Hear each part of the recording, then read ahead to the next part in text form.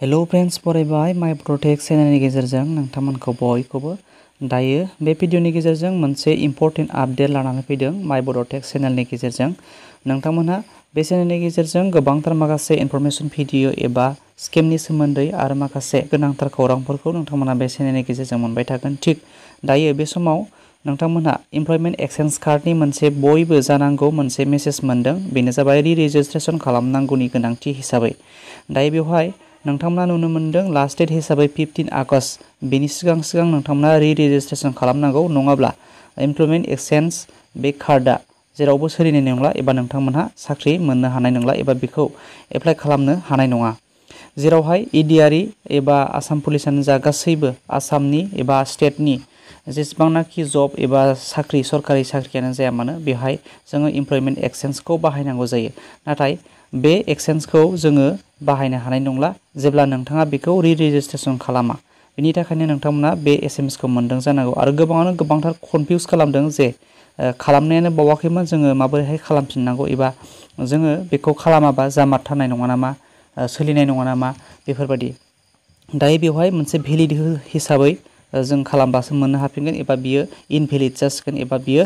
खामानियाव फैनाय नंला अब्ला जोङो बेनि सोमोन्दैनो ए टु जेड जों मिथिनानै लागोन बे भिडिअनि गेजेरजों एबा जोङो क्लियार खालामनानै लागोन जे जोङो बेनि गुबै खोथाया मानि थाखाय बिथांमोना बे आपडेटखौ लाबोनो नागिरदों जेराव गोबांथार माखासे स्टेटनि जबफोर सार्कुलार होदोंमोन बेफोराव नोंथांमोना एप्लाइबो खालामबाय आरो बेनि साख्रिखौ जबखौ लानो थांगासिनो दं बेनि थाखायनो बिथांमोना बेखौ गिबि आपडेट खालामनानै लाग्रोनो थाखाय रिक्वेस्ट खालामनाय जादों बेवहाय जेरावहाय होखानाय दङ 2 जानुवारिनि सिगां 2024 नि 2 जानुवारिनि सिगां जायनाखि नोंथांमोना बानायदोंमोन नोंथांमोनासो बेखौ आपडेट खालामनांगोन बेनिफ्राय जेरावनाखि नोंथांमोनहा 2 जानुवारिनि उनाव नोंथांमोना खालामदोंमोन एबा रि-रेजिस्ट्रेशन खालामखादोंमोन अब्ला नोंथांमोना बेखौ बानायनो नाङा एबा बानायाब्लाबो जेबो प्रब्लेम जानाय नङा आरो जायफोरनाखि दासिमबो खालामखायाखै नोंथांमोना खालामनो हाबाय दायो जेरावहाय मोनसे डेट होफिनदों एबा फिक्स डेट इनभेलिड जागोन नङाबा नोंथांमोना बेखौ बानायनानै लायाब्ला दायो बेवहाय मोनसेबाव कनफ्यूज जाबावगोन जे जायनाखि नोंथांमोनहा 2 जानुवारिनि उनावबो खालामदों नाथाय एसएमएसआ फैदों नोंथांमोनाव बयनावबो बेखौ बानायनांगौ एबा बानायनाङा बेनि माखासे कनफ्यूजफोर दङ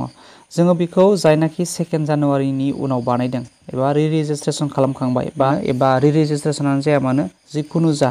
नोंथांमोना 2 जानुवारिनि उनाव खालामदोंब्लानो नोंथांमोना बेखौ खालामाब्लाबो जेबो गोरोन्थि जानाय नङा जेराव नोंथांनि क्वालिफिकेशनखौ जेसेबांनाखि क्वालिफिकेशननि सायाव नोंथांमोना जबखौ एप्लाइ खालामदोंमोन बे क्वालिफिकेशननिनो एमप्लयमेन्ट एक्सचेन्जआव नोंथांमोननि डाटाया सोजाखाबायब्ला बेहाय नोंथाङा जेबो गोनो गोथो जानांगौ गैया जेरावहाय मोनसे प्रब्लेमफोर थायो जे जाय नोंथांमोनहा डिग्री पास जाबाय बा डिग्री पास जानानै नोंथांमोनहा बेखौ आपडेट खालामाखै जे ओइचएसनिल' नोंथांमोना एमप्लयमेन्ट एक्सचेन्जआव सोनाय जादों बेखौबो नोंथांमोना 2 जानुवारि बेनि उनाव नोंथांमोना रेजिस्टार खालामदोंमोनब्लाबो नोंथांनि डिग्री कमप्लिट क्वालिफिकेशनखौ नोंथाङा आपडेट खालामाखैब्ला नोंथाङा नोंथांनि थाखाय खैफोद गोनां जानो हागौ मानो होनोब्ला नोंथाङा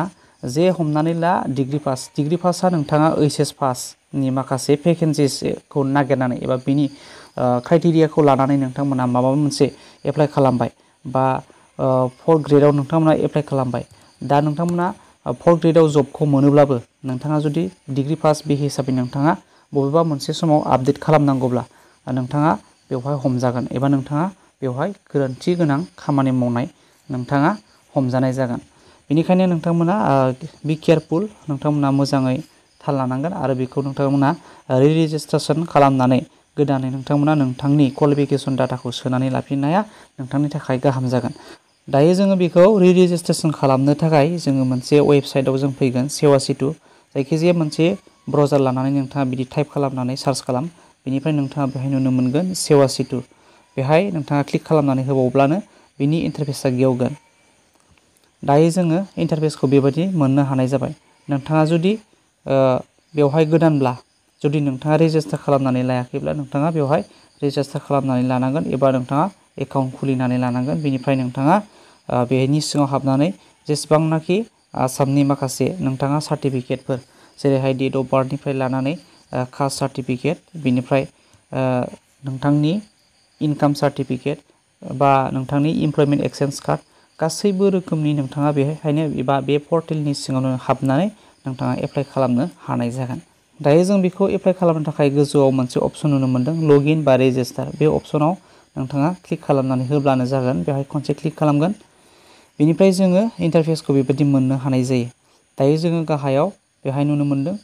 लगइन एबा रेजिस्ट्रेसन। बेवहाय जों क्लिक खालामनानै होबावगोन। बिनिफ्राय नोंथाङा बेबायदि मोनसे इन्टारफेस नुनो मोनगोन आरोना। नोंथाङा जुदि सिगाङाव खालामखानाय इउजार दङब्ला बेखौ लानानै नोंथाङा साइन इन खालामब्लानो जाबाय। बेनिफ्राय जुदि गैयाब्ला नोंथाङा मबाइलजों बा आदार्सआव क्लिक खालामनानैबाबो बेनि अपसनखौ लानानै नोंथाङा गोदान क्रिएट खालामनानै नोंथाङा बेखौ लगइन खालामनानै नांगौ बादि एप्लाइ खालामनानै लानो हानाय जागोन। अब्ला लोगोफोर नोंथांमोनहा गाव गावनि मबाइलनि गेजेरजोंबो खालामनो जुदि गोसोब्ला नोंथांमोनहा भिडिअ मोननो हानाय जागोन। उननि समाव आं नोंथांमोननो गोदान मोनसे आपडेटनि गेजेरजों नोंथांमोननो बेखौ माबोरैहाय जों एप्लाइ खालामनानै लाफिननो हायो एबा निउ रेजिस्ट्रेसनजों माबोरैहाय खालामफिननो एबा रेजिस्ट्रेसनजों माबोरैहाय एप्लाइ खालामनानै लानो बेनि भिडिअ प्रसेस आं नोंथांमोननो नेक्स्ट भिडिअनि गेजेरजों लानानै फैगोन। अब्ला लोगोफोर दिनैनि बे भिडिअआ बेखिनियानोसैमोन नोंथांमोननिसिम मेसेज होनाय। अब्ला थेंक इउ फर वाचिं। बाय बाय। उननि भिडिअआव लोगो मोनफिनगोन।